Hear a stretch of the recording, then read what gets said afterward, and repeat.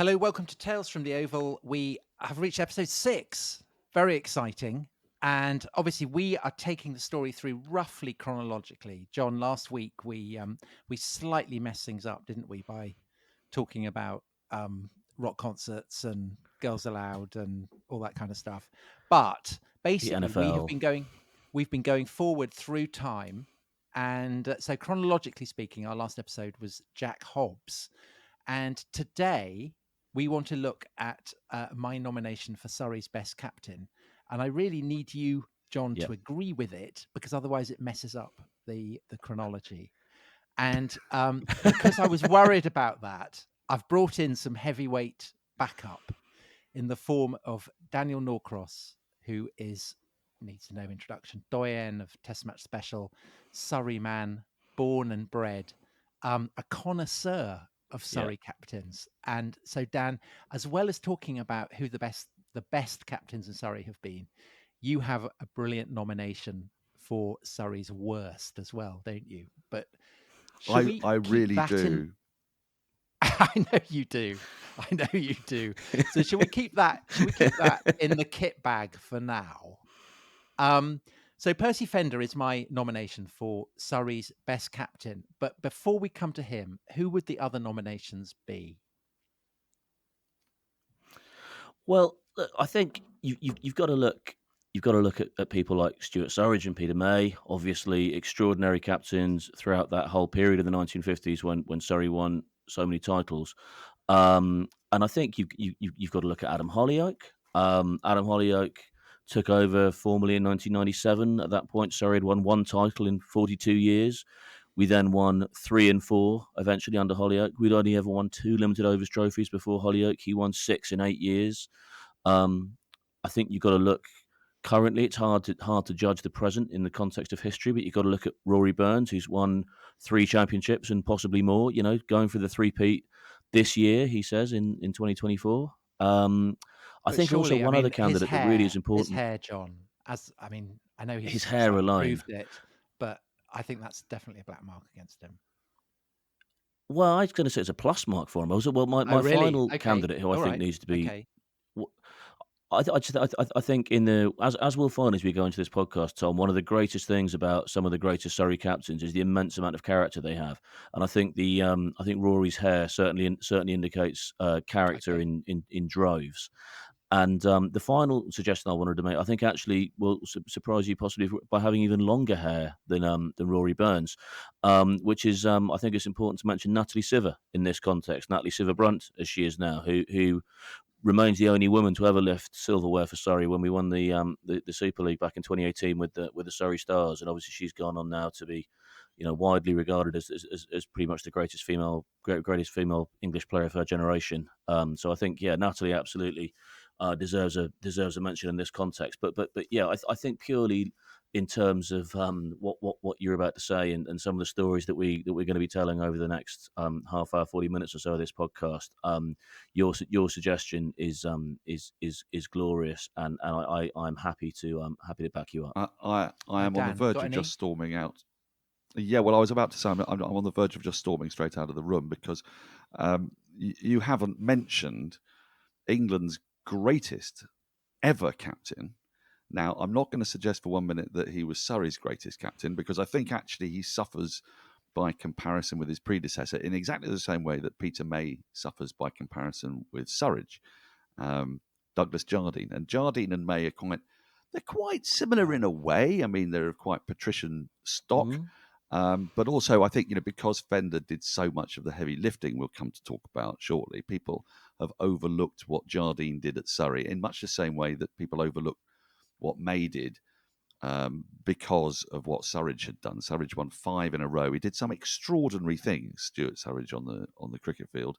He wasn't a particularly good player. I mean, he ended up with reasonable numbers if you looked at it in modern context, over 500 wickets, an average of 28. But at the time that he was playing, Surrey were playing a lot on, well, everyone was playing on uncovered wickets, but they were playing on wickets that were very conducive to their bowling attack. 2 tremendous spinners in Laker and Locke, Loader and Bedser. And so his average of 28 and 500 wickets feels a bit manky by comparison. He wasn't really much of a batter, but what he did was transform Surrey from a pretty lackluster outfit, really, in the immediate post-war era, which we will come back to later. Very much looking forward to that. We will.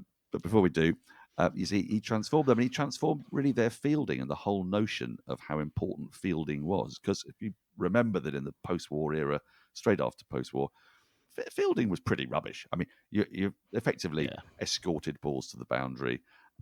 You weren't really expected to catch those incredibly difficult nicks. And suddenly, over the course of the 50s, Surrey developed this incredible reputation for having these menacing close fielders, leg slips, short legs. Doug Insole talked to me about it.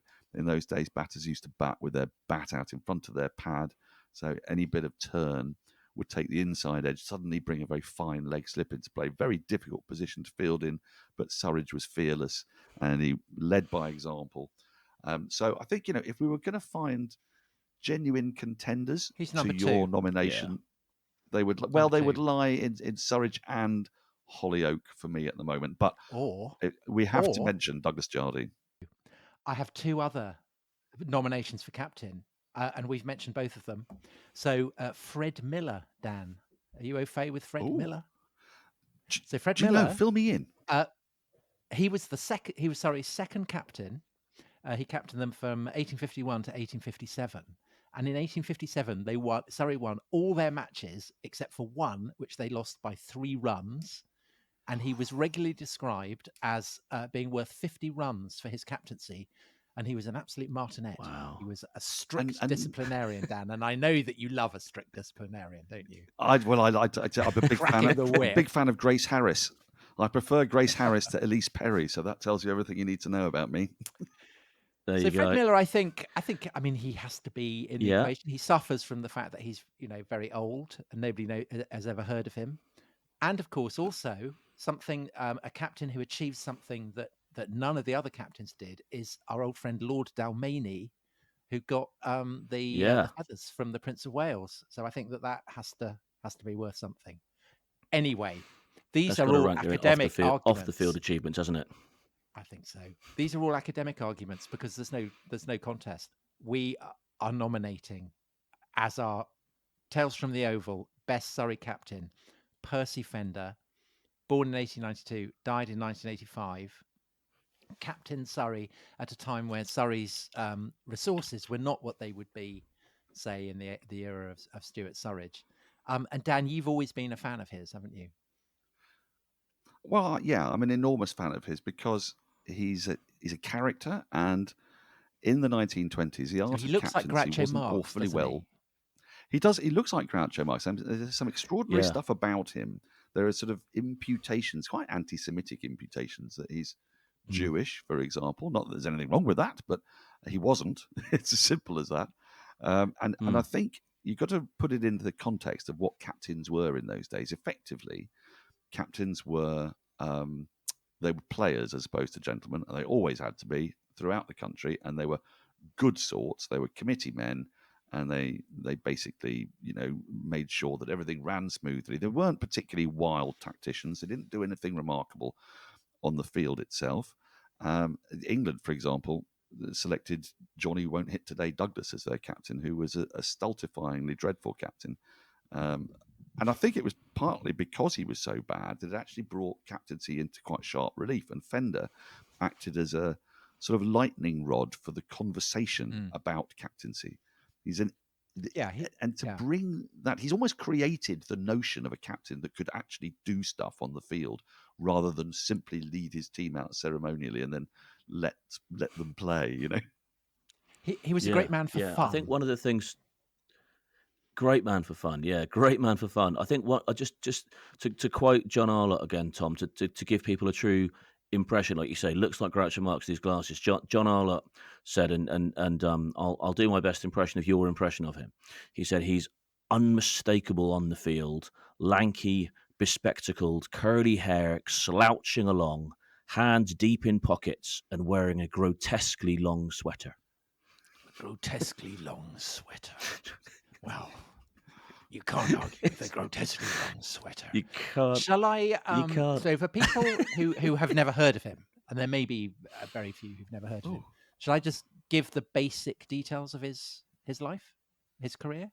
So, Absolutely. as said, he's born in Yeah. 1892, and he's born in Balham, the gateway of the south. Yeah. Beautiful Balham. And he has one tremendous parent and one very evil parent. So his tremendous parent is his mother, because his mother has her parents live in Brighton and are massive cricket fans, absolute stalwarts of Sussex. And he goes down to stay with his grandparents, and they take him to Hove and they teach him to play cricket. And actually, when he's 18, so in 1910, he plays a couple of games for Sussex. So this is tremendous. This is the kind of parenting that you want. His father, Gets you I'm places. afraid to say, has no time for cricket whatsoever. His father is Heretic. the director of a stationer's, and all his father's interested in is stationery. Can you imagine that? He's not interested in the fact that young Percy, he's a hard-hitting batsman, he's a fast medium bowler, and he can bowl very fast leg breaks. And is his father interested in this? No, he's just interested in HB pencils and types of A4 paper. Are you suggesting his and father's things. David Brent? I'm suggesting that his father is He's clearly running a monstrous tyrant. I mean, worse than David Brent. He's a a monstrous, monstrous tyrant. tyrant. Yeah. So Well, I think the facts support this, don't they, Tom? I mean, aren't there some in his early life, late teens, because he goes to a rather good school, doesn't he? But then doesn't necessarily excel academically. A tremendous school, because the headmaster says, "Oh, you don't need to worry about exams. Go off and play cricket." And his father drives in and shouts at the headmaster and takes young Percy out because he's only interested in Percy passing his exams. Shocking behaviour. But then, Dan, were you It's thinking about appalling. the accident with the paper feeder? I am, yes. Do you want to tell us about the accident with the paper feeder? No, because I think you've probably mugged up on it better than me. I've got a recollection of him going to his father's factory, and That's right. So it's getting it's embroiled when in he's 18. it's bad. Yeah. It's after he's played his first season for Sussex, and he's gone to a paper mill in Lancashire to learn the ropes, and he's feeding paper into a something, I don't know what exactly, and his hand gets drawn in, and it's the tips of 3 of his fingers get mangled up. I mean, it could obviously be a lot worse, but I mean that's not good. That's Ooh. not good parenting, is it? No. Bad health. Which and hand? safety. Do you know? Left. So not his Oh, bowling. good. Okay. Probably So just as well that. that's Yeah. a relief. And essentially, Percy's argument is that he can do the stationery and do cricket because playing first class cricket is a brilliant way to make contacts in the stationery business. I mean, you need scorecards or pens to Well, do yes. the scorebook. I mean, Absolutely. but is Pop Fender convinced by this? No, he's not. So A scorer can never have too much stationery. It's very, very sad. So ultimately, the compromise is that Fender will come and work in London where the stationers are based. And rather than play for Sussex, he will play for Surrey. And of course, he's qualified for Surrey because he was born in Balham. So this is the compromise. So Fender, he God plays bless cricket in the stationery trade. Absolutely. He plays cricket. He goes to the stationery business, then he goes and plays cricket, and then he goes back and does work. And if he's playing away matches, he'll go and visit a paper mill or something, or buy some pencils, that kind of thing. Does this? So- I mean, this so this this is what's might make him one of only 2 Test cricketers to have been born in Balham, and the other one is another Surrey man, David Smith, who stood up to the might of the West There you Indies go. in 1980, 85-6. I know we don't want to job too far forward, but it's just an observation there that because Wandsworth Well, hasn't Dan, produced I mean, that many maybe- Test cricketers. Maybe when we do the second season of Tales from the Oval, we can do Balham cricketers. Yeah. Exciting prospect. But for now, so this is the compromise. And so he, in 1914, a year in which, of course, is famous for other events as well as Percy Fender playing his first season for Surrey. He starts playing for Surrey. He has absolutely brilliant season. So in his first game for Surrey, he gets a hat trick. He finishes off the match against Somerset. So that's tremendous. He gets a century in his fifth match, and Wisden sums him up. It would be flattery to describe Mr. Fender as a sound batsman, the temptation of the pull too often leading him astray. But he is such a fine and daring hitter that he must always be very dangerous. So I think that's the measure of the Wonderful. man, isn't it? He lived, he's fun, he's A exciting, fine and daring hitter. and an element of danger. And also, I mean, there's a tale about him going off to, is it Belgium or the Netherlands in his youth? I think when he's sort of 18, 19, and he has a sort of near death experience, doesn't he? And there's a sort of suggestion that perhaps it helps to create the Fender that we know, this daring one, the one that runs towards danger, because he experienced danger quite early on in his life, and then this gets amplified, I guess, as you're about to say, by him ending up with his involvement in the First World War. And incidentally, Right. why I mention his trip to Belgium is that he goes back after the war to see that. I mean, it's no great spoiler that he survived the war. He goes back after the war to spend some time with a family, I think, that he'd been living with, and discovers that all but one of them died in the First World War, which it seems again to inform his notion that he has to seize the day wherever possible. Yeah. Well, so 1940. We talked about this when we were discussing Jack Hobbs's career. Surrey win the championship in a truncated season, and Fender has, he's done tremendously well. He's been a key player. He's a very good slip fielder as well, and he enlists immediately, unlike Hobbs, and he goes into the Inns of Court Regiment. I didn't know that there was such a thing, but apparently the Inns of Court Regiment, they all sit around kind of writing papers and things, which is not surprising, I suppose, because they're all judges and barristers, I suppose. And he finds it Fender really has boring. the contract for pens. Well, yeah, that's probably what he's got, the blotter dotters.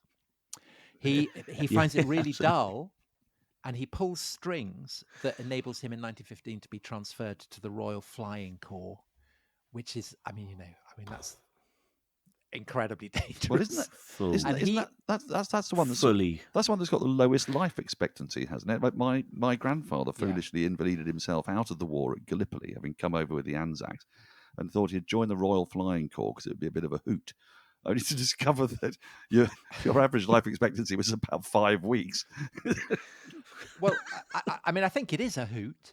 I think, you have the goggles and it's, all that kind of thing. But you're right, it is incredibly dangerous, and obviously appeals to Fender because he seems to have really enjoyed it. So initially he's stationed, it's his job to keep London clear of Zeppelins. So to stop Zeppelins from bombing the Oval. So hooray for Fender. And then he gets posted to India, where he gets all kinds of horrible illnesses and is invalided back. And he's just got over his illness in time for the armistice, so ready for the next season, when he breaks his leg playing football and is invalided out for the whole of the 1919 season. So that's very sad. So and John, you remember we talked about Hobbs becoming captain because all the amateurs have been invalided out, and Fender, of course, is an amateur. He's off with his stationary business. So, and that was the season where they only played 2-day cricket. So if ever you needed Fender, it would have been 1919. Yeah. He'd have been brilliant. Yeah, and I think there's a real sense that they're missing him with his big hitting and his fast off breaks and everything. So he comes back for the 1920 season, and Surrey's official captain is a guy called Cyril Wilkinson, who I'd never heard of before. Have you heard of him, Dan? Do you know about Cyril Wilkinson? Heard of, but mostly as a name and a roll call of honour. I don't recall what great legacy he's left us. A photo on the Wilkinson was the championship winning captain in 1914, and is therefore honoured with a gate, the gate opposite the Cricketers pub. But yes, that's his great legacy. Right. So he is he's having a terrible time in 1920. So he gets invalided out. Only ends up playing I think something like 2 or 3 matches. And because Fender is an amateur, but also because he's a kind of lad and he's got this great reputation and everything, war hero. They bring him in, and he's absolutely brilliant, despite the fact that actually Fender very decently feels that it should have been one of the professional players, and feels, I think, a little bit embarrassed that he's been fast tracked in. But he does really, really well. So his first 2 games, Surrey win. First 12 games that he captains, Surrey win 10 of them. And you know, he's also had a brilliant season as a player. So he's the leading wicket taker, not just for Surrey, but in the whole championship. So he gets 109 wickets, and he scores the fastest ever recorded first-class century, which takes him 35 minutes.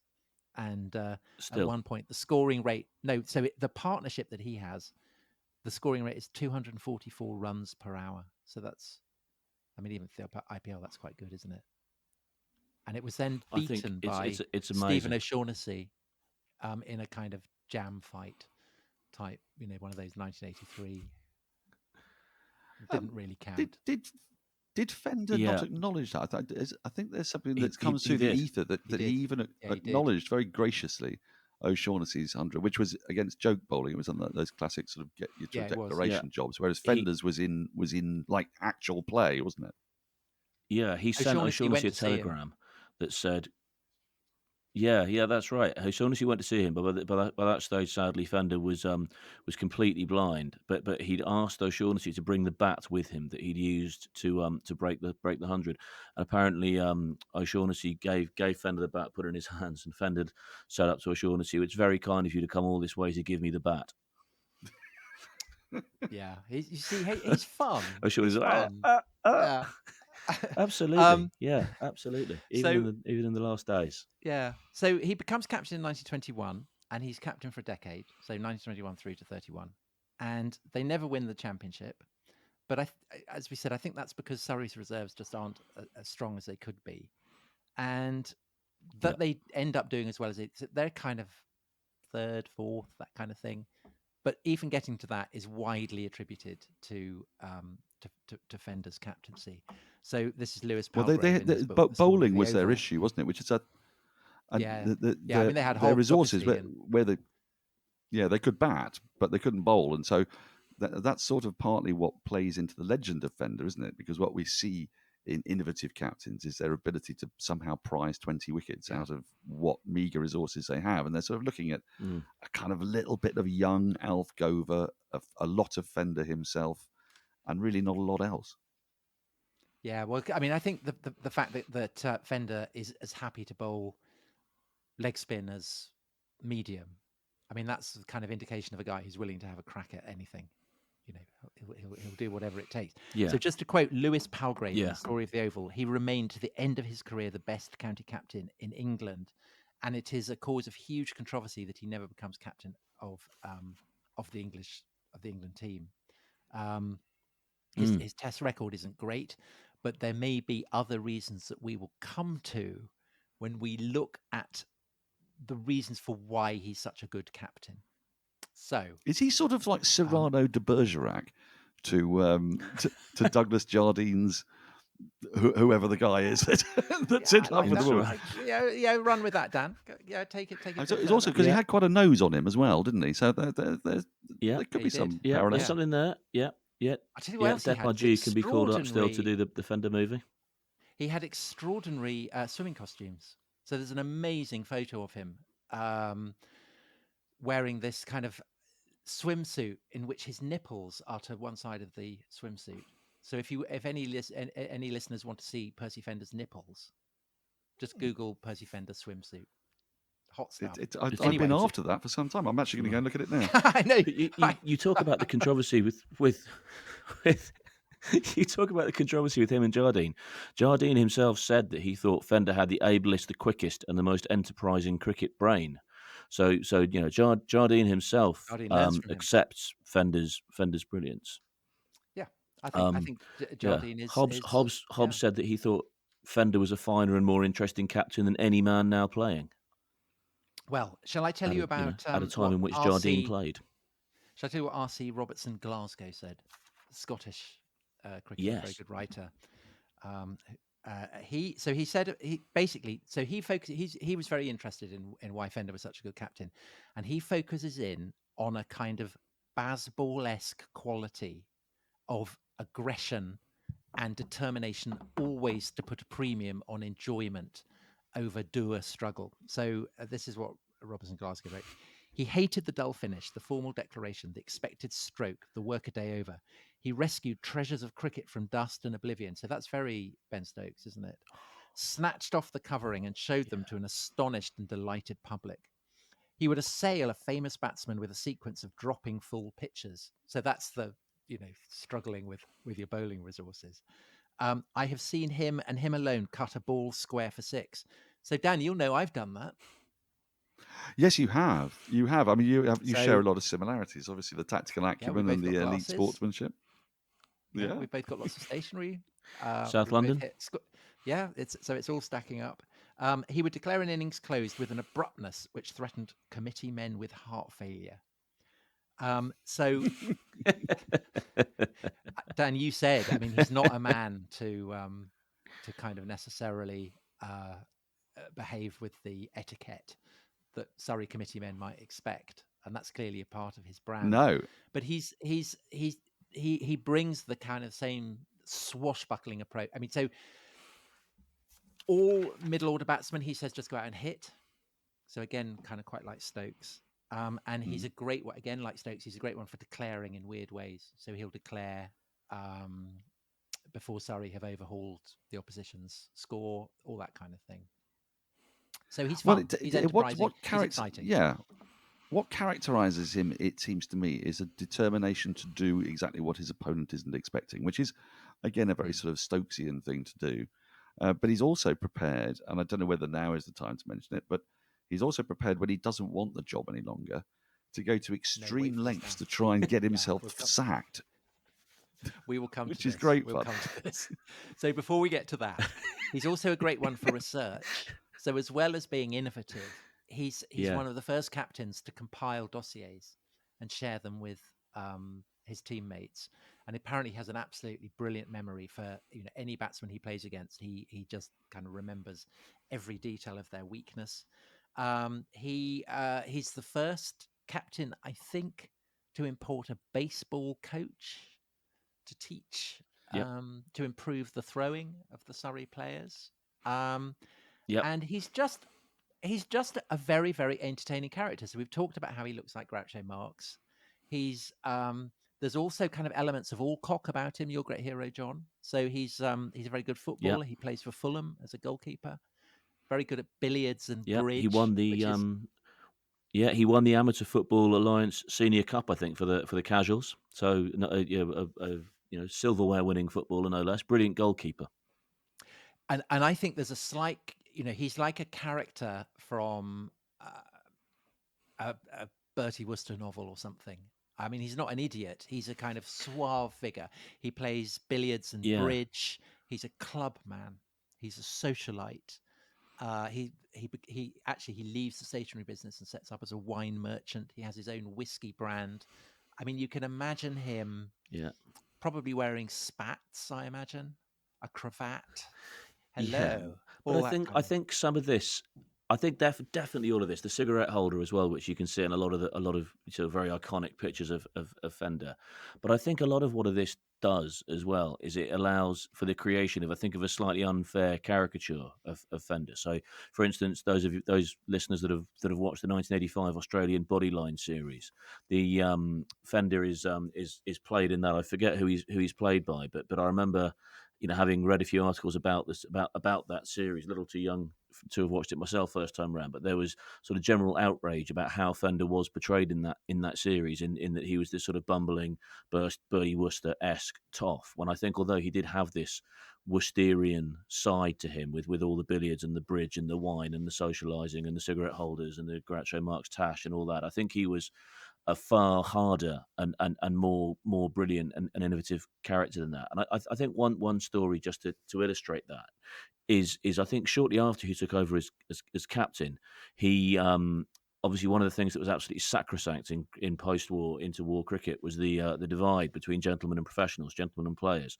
and they changed in separate dressing rooms, and they had separate meals. And I think as you've mentioned before, both of you, Fender was having absolutely none of this. He was not a fan at all of this divide, and he decided very, very early on in his captaincy that he was going to knock the dressing room wall down. He was going to bring the dressing room back into one, well, not bring it back, but change it into one room, and everyone was going to eat together. And a lot of his players are very fond of him, and just sort of said, look, you can't do this. You'll be fired immediately. Don't stop doing this. And and he was talked down. And apparently in that period, Hobbs, who would have sat, of course, in the players' dressing room, so not the same dressing room as Fender. Hobbs said, "With respect, Mr. Fender, we like to talk about you and laugh at what you're going to do next." And was Fender to have taken down the wall, he could no longer do that. And I think one thing that he's much loved. has come across here. Loved. He is, absolutely. But I'd like to just sort of slightly clarify the characterization of a club man. You're absolutely right, yes, but it's not so the he's sort not of club kind of man taking ecstasy. And, that's like, that it's not that kind of. Well, club man. I mean, he's not like the quisling traitor Gubby Allen, who is like the ultimate club man. He and people like Lord Harris and what have you, they and Pelham Warner all want things to be done in a very rigid fashion, the right way. They know best, and they expect the oiks to just get on with it and do it. Whereas with Fender, he's a maverick. He's going to try weird things, and so he challenges orthodoxy all the time. And that kind of club man, the sort of Gubby Allen style club man, finds this very challenging because it's actually it's intelligence, and they can't stand intelligent people. Well, these other people. So, John, you said that he's unfairly caricatured as Bertie Wooster in the Australian Bodyline series that came out in 1985. And I mean, it's shocking that an Australian TV drama would stereotype an England cricketer in that way. Shocking and unheard of. Shocked. And shocking, and what makes unheard of. I'm appalled. Yeah. What makes it even more surprising is that actually there is a quality of gamesmanship about Fender's captaincy that you'd have thought Australians would quite enjoy. So he is very, very good at pushing the laws of the game to the absolute limits. And there's even a kind of a hint of WG. So there's a famous occasion in 1929 when they're playing against Oxford University, and he gets clean bowled, and he somehow manages to persuade the umpire that it wasn't out. And I think he was kind of on 18. He goes on to get 79. And that, I mean, even Grace couldn't do that. So that's very, very impressive behavior. But I think his the measure of the man, his mingled sense of mischief, gamesmanship, determination to have his own way, is exemplified by his last season as captain, so 1931, where Dan, do you want to take up the story, because you admire this period of his career very much, don't you? Well, I do, because you've got to put this into the context, and the context is that he doesn't want to be captain anymore, and it's all getting he wants to take over. He feels it's his patriotic duty, isn't it, to let Jardine take over to prepare him for the Bodyline series. And Jardine is kind of his he's more than a protege, isn't he? He's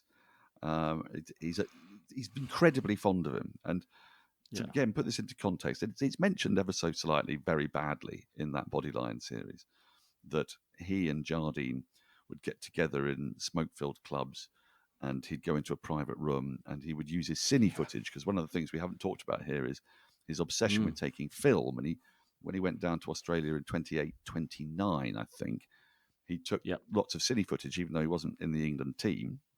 He was young enough to be selected, but was overlooked. A very strong England side that won 4-1.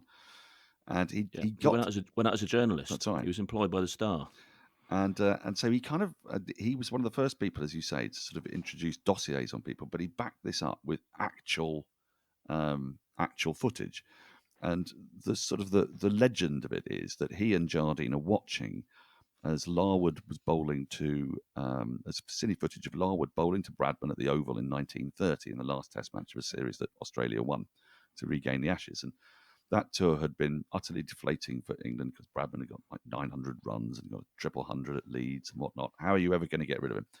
And he saw one ball that Larwood bowled, a short ball, that Bradman seemed to flinch slightly, seemed to back away ever so slightly to leg. And from this, the whole kind of the stratagem of Bodyline is born, and it's born because these two great Surrey men are working together. Jardine has an incredible respect for Fender's brain. Fender has an incredible respect for Jardine's strength of character, I think, because he knows that what he's going to suggest here is going to cause a rumpus. But as you've already pointed out, gamesmanship is not a stranger to Percy Fender, so he's got to try and find somebody who would take this on, which again speaks to the fact that he's not a Gubby Allen type. He's an original maverick thinker, and Jardine is just the young man for it. So in 1931, excuse me, 1931, it says here that Fender's eccentricity reached its zenith. This is his final year as captain, before he was sacked and replaced by Douglas Jardine. So he gets his own way. He'd offered to stand down in Jardine's favour at the start of the summer, but had been rebuffed by the committee. By the end of August, they may have regretted their decision, as on 4 occasions Fender made the headlines. 4. I love the fact that, because he's not been sacked on the spot, he's going to do it again and again and again. And the first incident comes during a match against Lancashire at the Oval. There'd been heavy rain overnight. Further showers left the uncovered pitch wet. As a result, each time the ball pitched, it made a divot. So Fender was aware that as the pitch would dry out over the weekend, Surrey would have to bat on a surface that was suboptimal.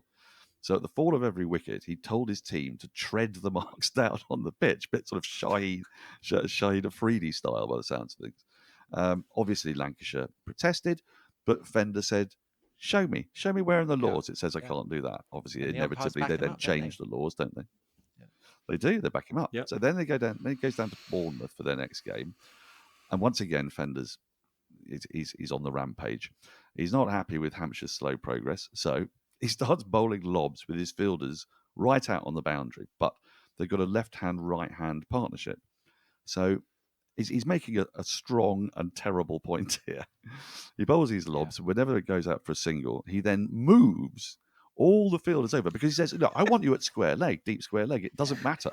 I want you to swap with deep point."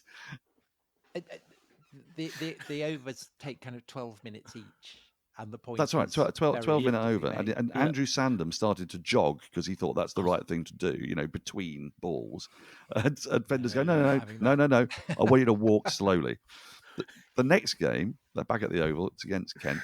They've got a stiff. We're only at the third incident here. They have a stiff last day target. And he's renowned as a quick scorer. So he promotes himself to open the batting with Hobbs.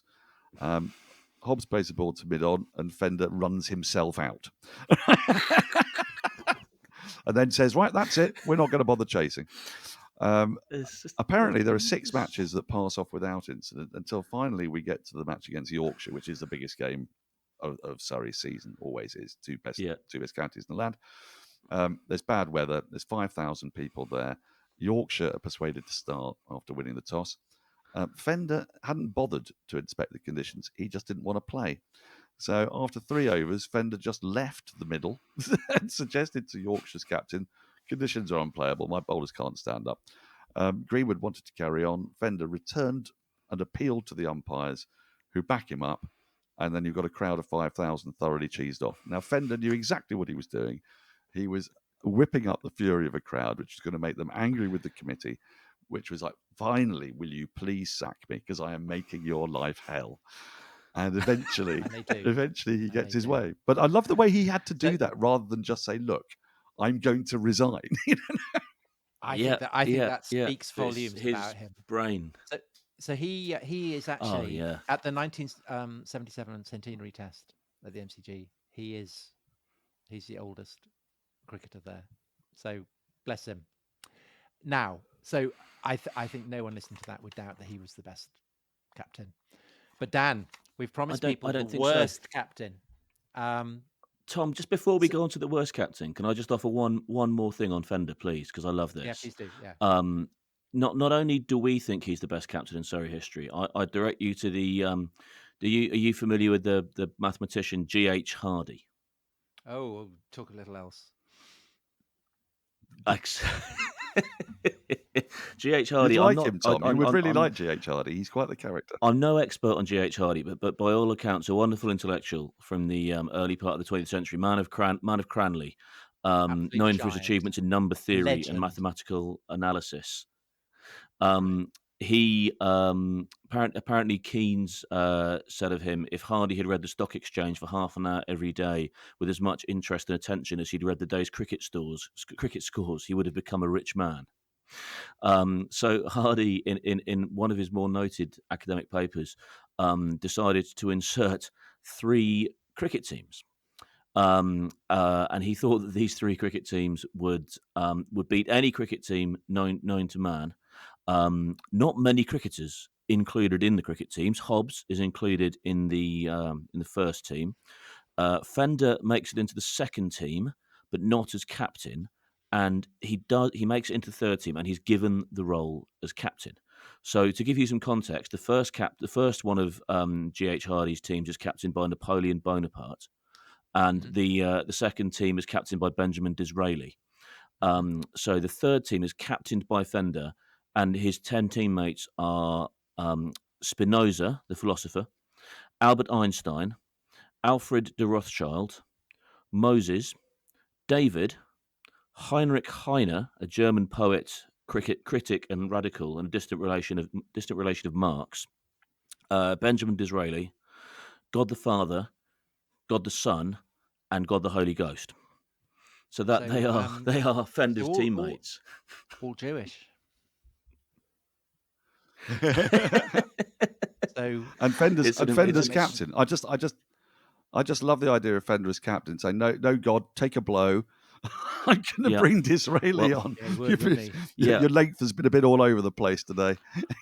Well, I'm seeing God the Father at deep square leg and God the Son at deep point, and Fender interchanging them every ball between a right-hander and a left-hander, and shouting it to be both elements of the deity, it's kind of not cheating, to walk. As you I mean, they're 3 and 1 and 1 and 3, so he could actually have 2 extra. I mean, he'd probably make that argument to the umpires, I'd have thought, knowing Fender. Yeah. Anyway, this is all by the by. Absolutely extraordinary. Yes. Yeah. Dan, one can never have too much of Percy Fender, but having said that, I do think we are approaching that point. And because, Dan, we want to know your nomination for Surrey's worst captain. Who is he? Now, well, I'm not going to tell you his name immediately because first of all, he's one of the most inspirational men to have walked the planet, as far as I'm concerned. Joking aside, none of us were ever going to make it, were we, at the top level of sport? Maybe Tom might, but John and I certainly, a terrible want of natural ability was always going to force us to play out our test matches and our county championship wins in our own imaginations. And this is a man who actually managed to pull off the most extraordinary trick. So you need to prepare yourself for the scene. It's February 1946, and our hero arrives at the Oval, having fought during the war. You tell me he was out in the Far East. He'd become a major, and his name is Major Nigel Harvey Bennett. So he turns up, and he's so keen on cricket. He loves cricket. He was top of the Stowe School batting averages in 1930. He'd even played 3 second 11 matches for Surrey in 1936 with no distinction whatsoever at the tender age of 23. But he'd gone off to fight the war, and he turns up because he hasn't had any cricket to watch since 1939. And he basically knocks on the door of the Oval to say, "Hello, I'm here to get my season membership." Very keen. Horrible, drizzly, miserable day. And they say, "What's your name, sir?" He goes, Major Bennett. And they go, "Oh, Major Bennett." And they usher him through into the pavilion. And he thinks this is, unusually good service. Not every member good you'd think for would get this, but it's after the war, and people are quite sentimental about war heroes, aren't they? I'm sure we would He's a be now. hero. And exactly. He's a hero. So he's a war hero, and he deserves our gratitude. Whether he deserved this gratitude is open to question, because he turns up and he gets brought in is asked to wait for a moment, and then gets brought in by the club secretary into the captain's room. And he thinks, well, I presume he's thinking this because no one's ever really got to the bottom of what he was thinking at this point. Instead of saying there must be some mistake, he thought, okay, so I'm captain after all of Surrey County Cricket Club, the second most successful club in the land. I mean, it's after the war. I don't know. Maybe most of the players are dead. I don't know. As it turned out, they weren't. So he gets ushered in, and they express a certain surprise at how keen he is and how he's come so early, because they're not ready for pre-season nets yet. But But they're you very like that in a interested captain, don't you? You Well, want you that. do. Yep. Yeah, you do want You want that. that keenness? Yeah, that. A lot of Get keenness. up and go spirit. I mean, I'm imagining him in a very, very big, thick woolen coat. And so they bring him in, mate. The whole thing. Yeah. Yeah. I mean, Dan, also, you say they're not ready for pre-season nets yet. In February 1946, the ground is about 6 months away, 6 months previously, from being a prisoner of war camp. Yes.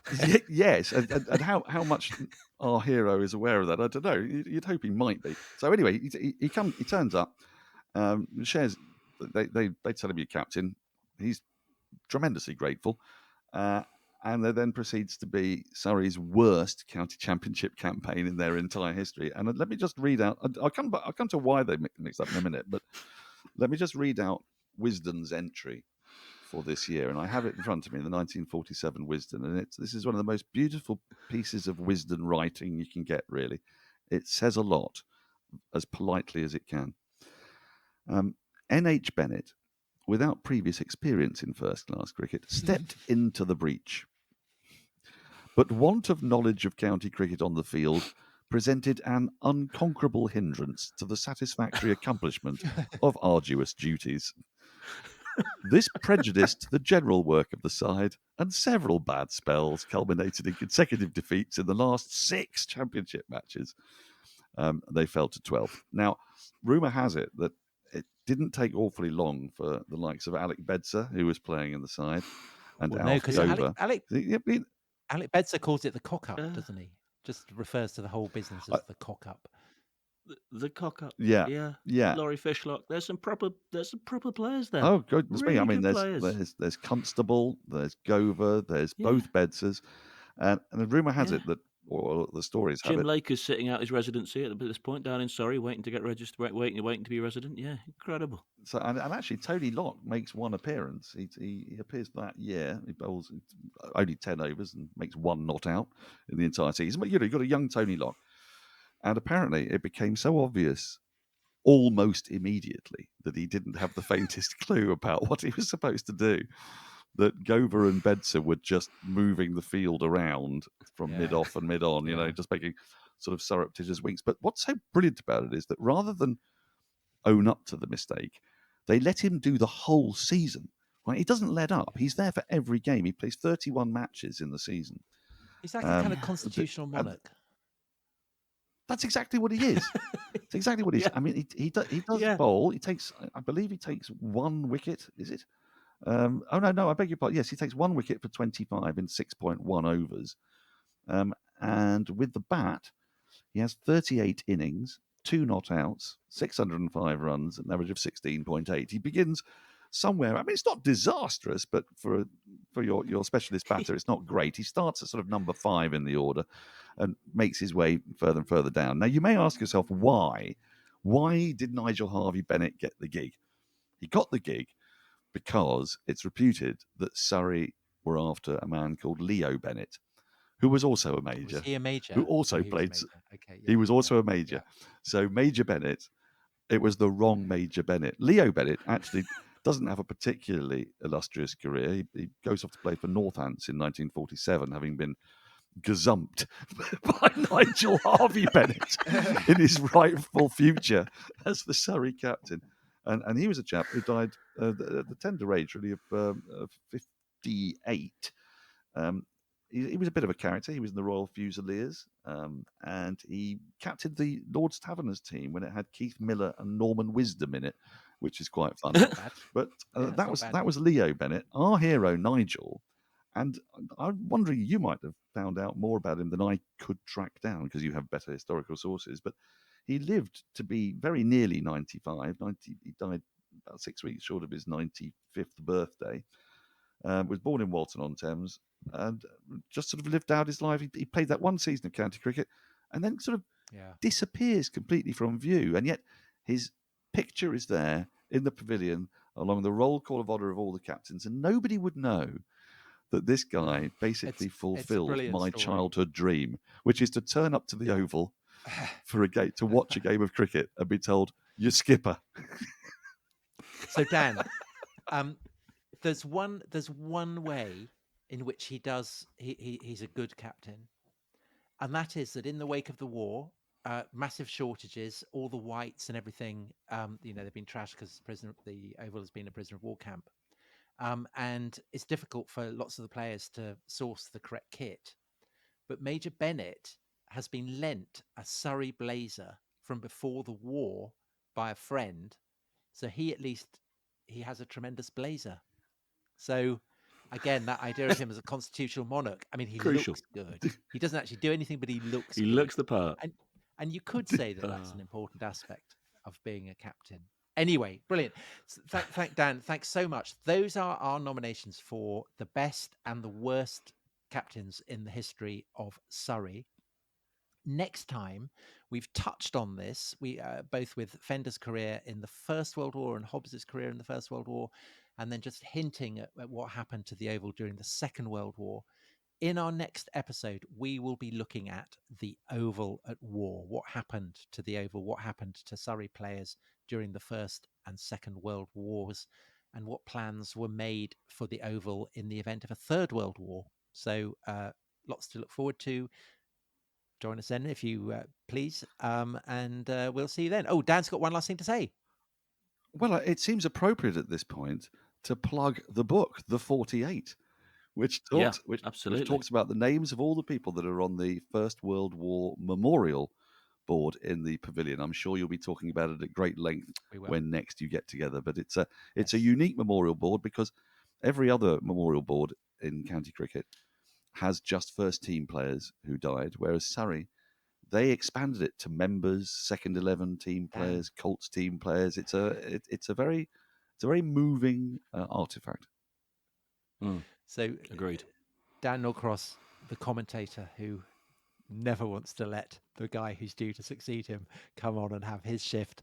But my brother James Holland will be coming on to talk about it. And we may be touching on that and other aspects of Surrey at war. So we'll see you then. Thanks so much for listening. Bye-bye.